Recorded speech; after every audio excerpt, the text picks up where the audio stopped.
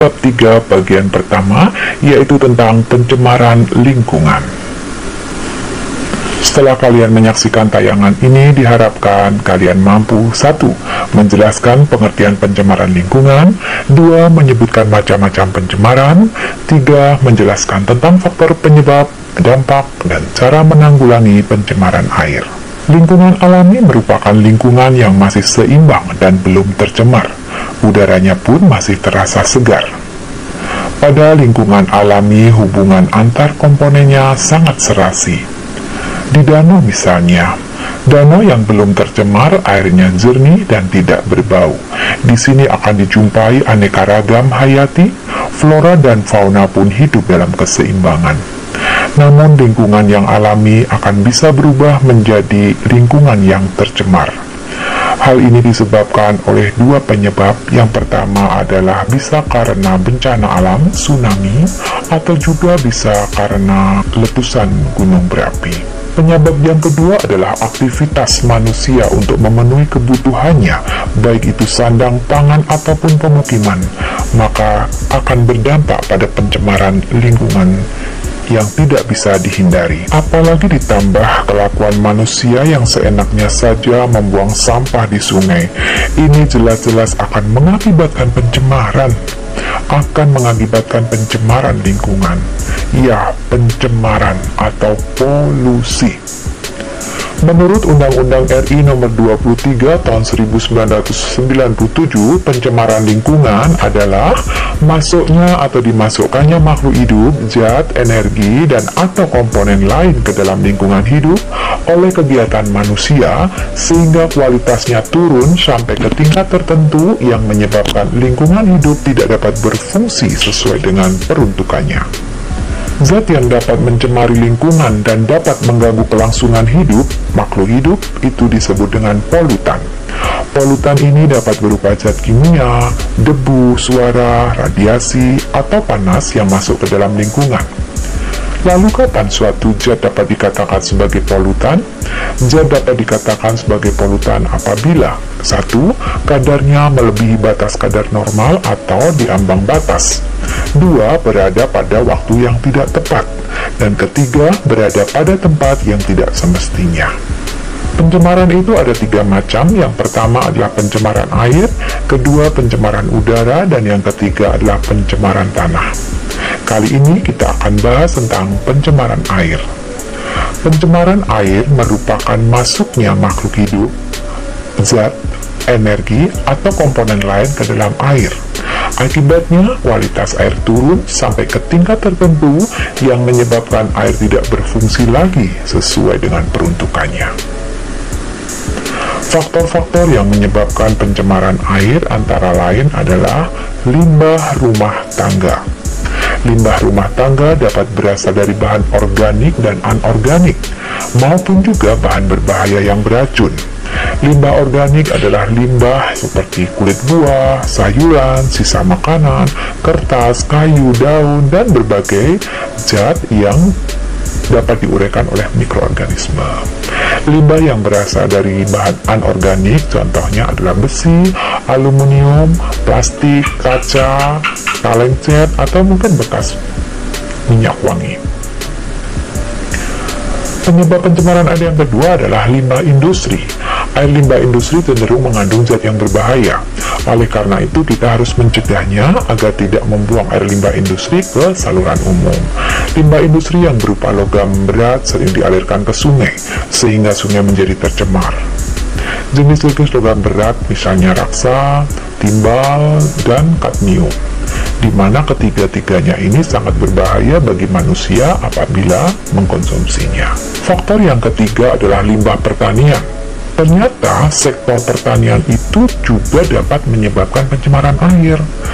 Adapun limbah pertanian yang dimaksud itu berasal dari pupuk kimia dan pestisida yang digunakan untuk memelihara tanaman.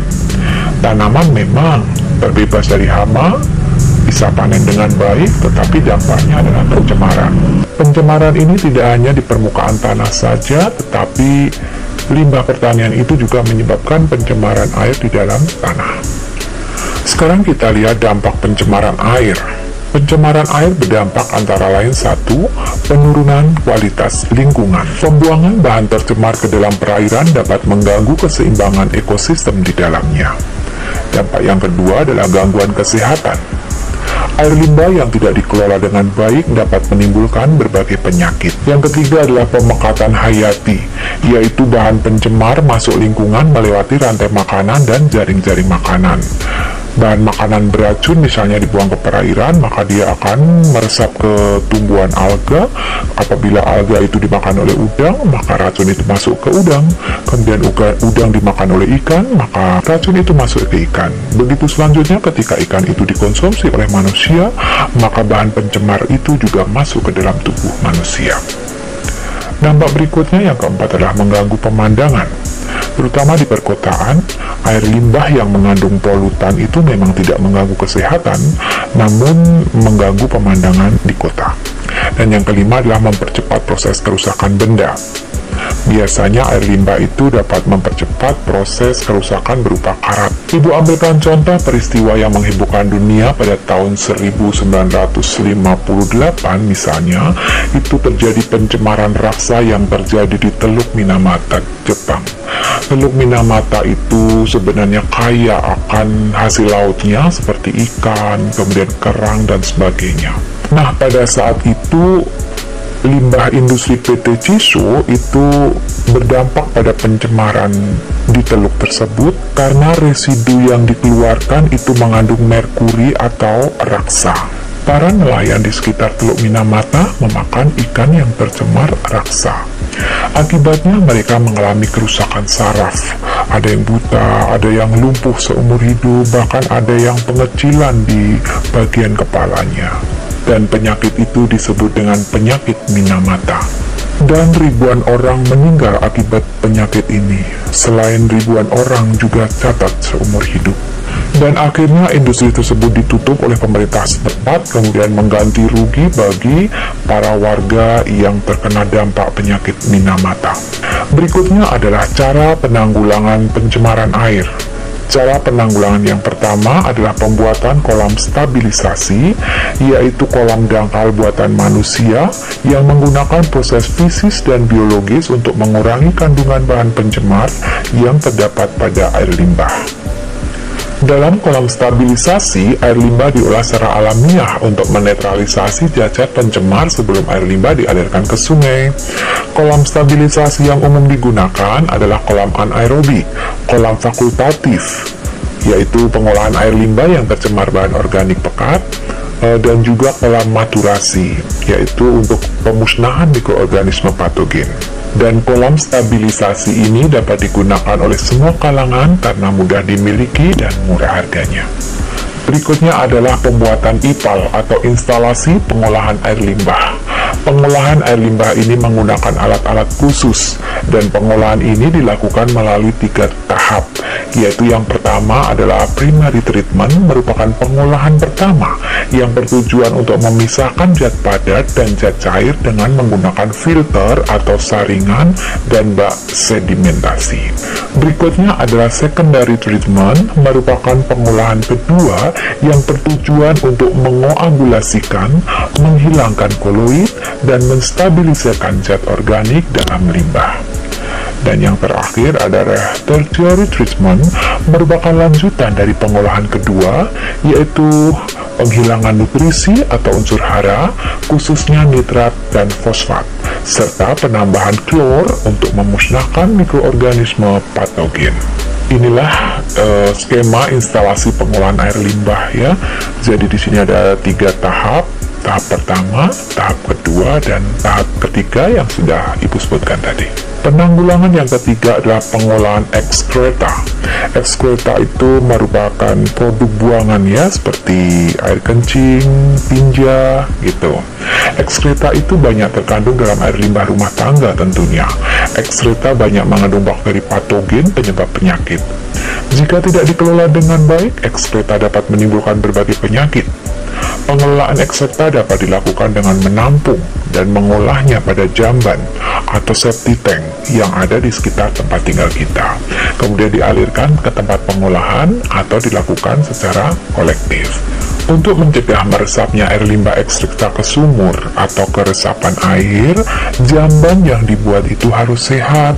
Syaratnya tidak mengotori permukaan tanah, permukaan air, dan air tanah di sekitarnya. Juga tidak menimbulkan bau. Sederhana, jauh dari jangkauan serangga seperti lalat, nyamuk, atau kecoa, kemudian murah dan diterima oleh pemakainya. Dan perlu kamu ketahui, menurut Standar Nasional Indonesia atau SNI tentang spesifikasi sumur gali ya, untuk sumber air bersih itu, jarak horizontal sumur ke arah hulu dari aliran air tanah ke sumber septic tank itu jaraknya minimal itu harus 11 meter. Pengolahan ekstreta dalam septic tank dapat diolah secara anaerobik menjadi biogas yang dapat dimanfaatkan sebagai sumber gas untuk rumah tangga. Selain itu, pengolahan ekstreta dengan tepat akan menjauhkan kita dari penyakit bawaan air. Inilah skema pembuatan ekstreta. Dalam meminimalisasi sampah hasil limbah rumah tangga khususnya, dapat dilakukan upaya pengurangan sampah. Sebagaimana telah disebutkan oleh Kistina pada tahun 2009, bahwa cara menanggulangi limbah cair dan padat diharapkan tidak menyebabkan polusi, dengan prinsip ekologi yang dikenal dengan 4R. R yang pertama adalah reuse. Reuse atau penggunaan ulang. Ini dilakukan untuk sampah yang tidak dapat terurai dan dapat dimanfaatkan ulang.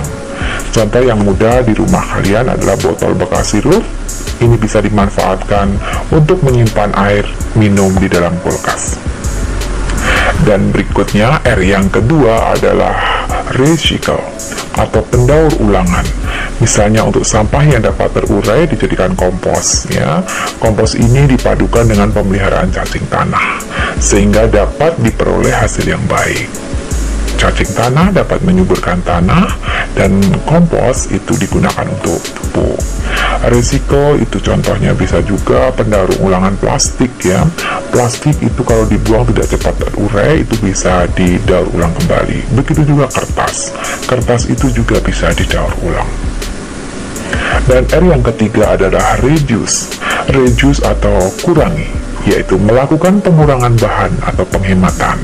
Jadi misalnya jika kita belanja ke pasar atau ke supermarket, sekarang sudah tidak disediakan plastik lagi ya. Jadi kita harus membawa tas dari rumah. Oh iya, masih ada satu R lagi karena tadi dikatakan 4R. R yang terakhir adalah repair. Repair itu melakukan pemeliharaan.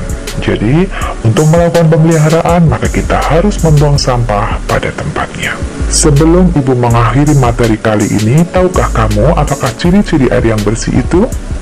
Air yang bersih itu tentunya yang pertama tidak berwarna. Yang kedua, air itu tidak berbau. Dan ketiga, rasanya tawar apabila diminum. Dan yang keempat, tingkat derajat keasaman atau pH-nya itu sekitar 7. Berarti air itu netral, tidak basah, dan tidak asam. Berikutnya, apa ya penyakit yang disebabkan oleh adanya pencemaran air? Nah, kita lihat. Penyakit akibat pencemaran air yang pertama bisa disebabkan oleh virus. Ya, virus itu contohnya adalah virus hepatitis A. Virus hepatitis A ini akan mengakibatkan penyakit hepatitis. Virus hepatitis A ini akan menyerang organ hati. Yang kedua adalah virus poliomyelitis. Virus ini menyebabkan penyakit polio, penyakit saraf yang menyebabkan kelumpuhan permanen. Berikutnya adalah rotavirus. Rotavirus itu merupakan peradangan di saluran pencernakan, dan biasanya ini akan mengakibatkan diare pada bayi. Bisa juga penyakit akibat pencemaran air itu disebabkan karena bakteri. Misalnya bakteri Vibrio cholerae. Ini menyebabkan penyakit kolera yang ditandai dengan diare.